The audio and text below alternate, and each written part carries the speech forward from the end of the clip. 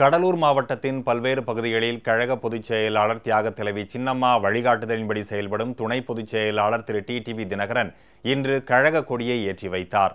பின்னர் கழக நிர்வாகியின் இல்ல திருமண நிகழ்ச்சியிலும் திரு டிடிவி தினகரன் கலந்து கொண்டு மணமக்களை வாழ்த்தினார். கழக பொதுச் செயலாளர் தியாக தலைவி சின்னம்மா வழிகாட்டுதலின்படி செயல்படும் கழக துணை பொதுச் செயலாளரும் சட்டமன்ற உறுப்பினருமான திரு டிடிவி தினகரன் கடலூர் கிழக்கு மாவட்ட அம்மா பேரவை செயலாளர் திரு தங்க வினோத் இல்ல திருமண விழாவில் பங்கேற்பதற்காக புதுச்சேரியிலிருந்து இன்று காலை புறப்பட்ட போது அரியாங்குப்பம் பகுதியில் புதுச்சேரி மாநில முன்னாள் பொருளாளர் திரு சுத்துக்கேணி பாஸ்கரன் தலைமையில் திரளான கழக நிர்வாகிகள், தொண்டர்கள், பெண்கள் மற்றும் பொதுமக்கள் உற்சாக வரவேற்பளித்தனர்.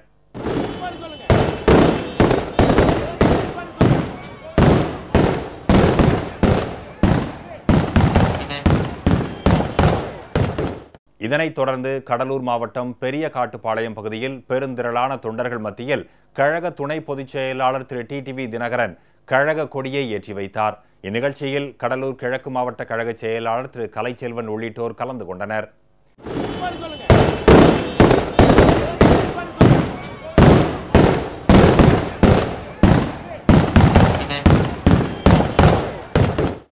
இதேபோல் ஆல்பேட்டை சுங்கச்சாவடி, ஏணிக்காரன் தோட்டம் ஆகிய இடங்களிலும் கழக துணை பொதுச் செயலாளர் திரு டிடிவி தினகரன் கழக கொடியை ஏற்றி வைத்தார். இந்நிகழ்ச்சியில் கழக நிர்வாகிகள், தொண்டர்கள் பெருந்திரளாக கலந்து கொண்டனர்.